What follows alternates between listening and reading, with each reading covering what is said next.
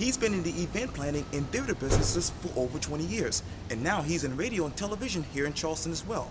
In this edition of Quintin Reports, I talk with Lawson Roberts about how it all started. Listen, I understand that you have been a well-known event planner and theater producer for over 16 years here in Charleston. Yeah. Tell me, how's it going? It's going fantastic. Yes. And it's better than we could have ever dreamt of, to be honest with you. Yes.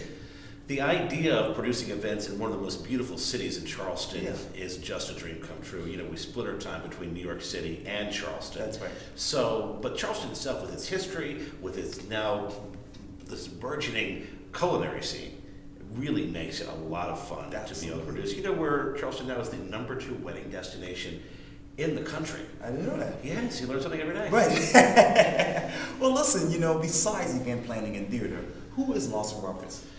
You know, I'm a creative guy. I love history. I love the arts.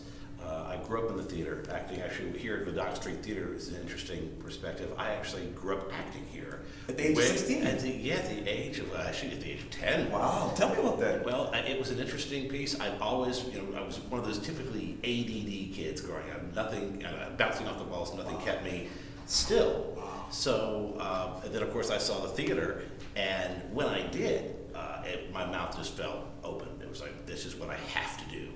And it was right here at the historic Dock Street Theater, yes. one of the oldest theaters in the country. And I saw, it was a Christmas Carol, actually. Yeah. Great show. Yes. And the first show I ever was cast in was To Kill a Mockingbird, which is, of course, a very, very poignant piece. Yes, yes. And I played the role of Dill. And at that point, walking out on stage, I just had this smile on my face. I was like, this is where I need to be. Wow. Well, listen, I understand that you have actually been clients to a lot of celebrities, from B.B. King to Tom Hanks. We've had the pleasure of working with a ton of celebrities, and again, with Charleston being what it is, yes. celebrities oftentimes like to come here. Yeah.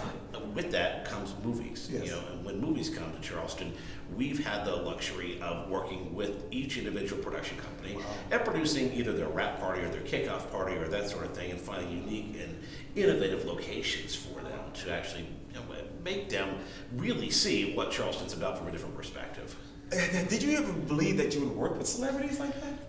It was never part of the business plan, but you find that after working with brides, oftentimes celebrities are a lot easier than our brides. Right. So it's kind of cool. That is awesome.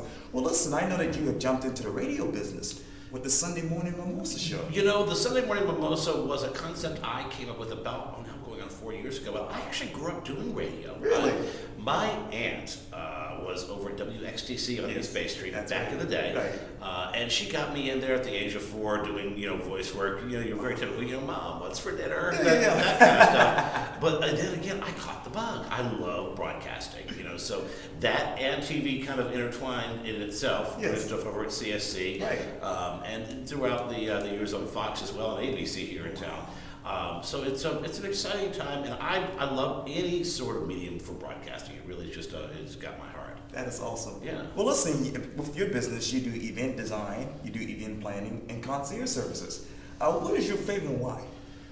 Each has its own plus in my mind. When dealing with clients that are visiting here, we offer our concierge services a lot. Yes. And, that could be as simple as self-guided tours where we're actually giving them ideas of where to go in the city, or picking up the phone and making them preferred reservations for dinner when restaurants are typically sold out. Yeah. Event design in itself, Quintin, is just what I adore to do. It's sitting down like we're doing right now, getting into the client's head. Yes. And what we do is we really kind of pick out what their favorite things are. I have a series of questions that I would actually ask a client, and it's going to sound strange, but it's like, what's your favorite music? What's your favorite flower? What's your favorite color? Yes. I'll go back to my drawing board and my table and come up with an absolute 100% unique, concept for them.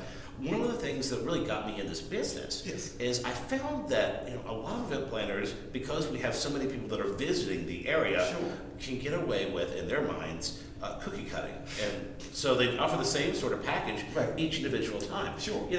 I don't know about you, I've never met a bride that had the same taste as another bride ever. Or a client for that matter. So I took my theater background, design background, and have sort of taken that into play with events. I mean, if you stop and think about it, what really is an event? An event is a one like one night only performance. That's right. Can't be like nothing can go wrong. It's got to be flawless.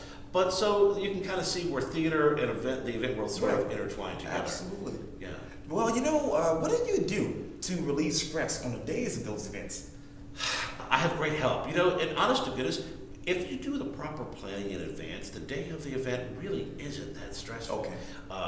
You hear these horror stories Yes. all the time, Yes. and and people are just running around with like chickens with their heads cut Right, off. right. But I find if you cross your T's and you dot your I's well enough in advance, the day of flows smoothly. Everyone's having a great time, and one of the biggest things I tell our clients, who they're like, well, why do we hire an event planner? Sure. Well, it's a very valid question, Right. and the question remains timeless to this day. The answer is very simple. Sure. Do you want to work your event, or do you want to attend your event? That's a good question. And it really boils down to as simple of an answer as that. Yes. And they always the answer is, of course, we want to attend our event.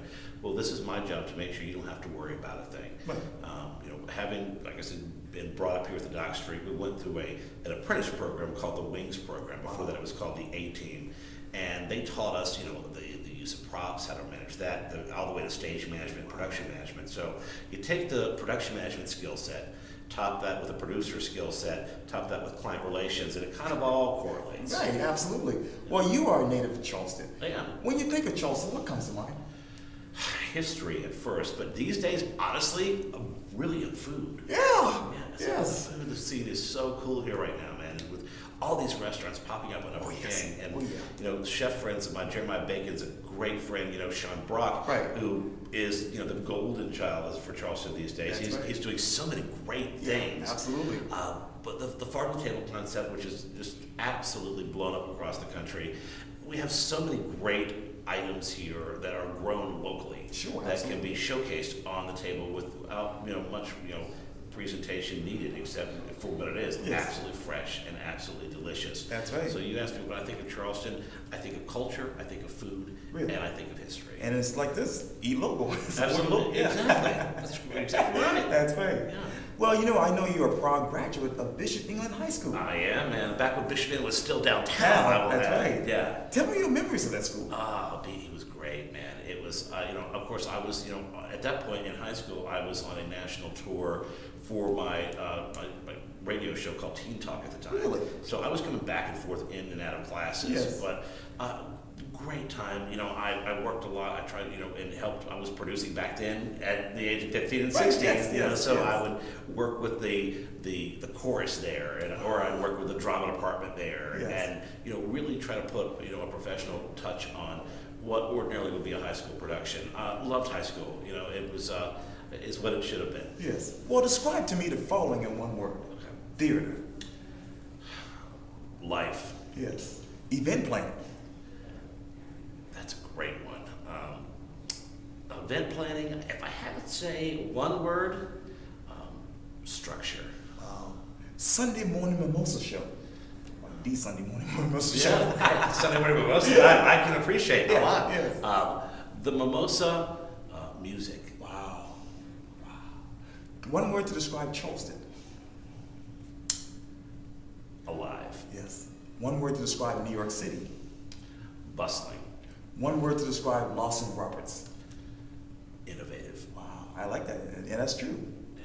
What is something that people don't know about you besides event planning and theater?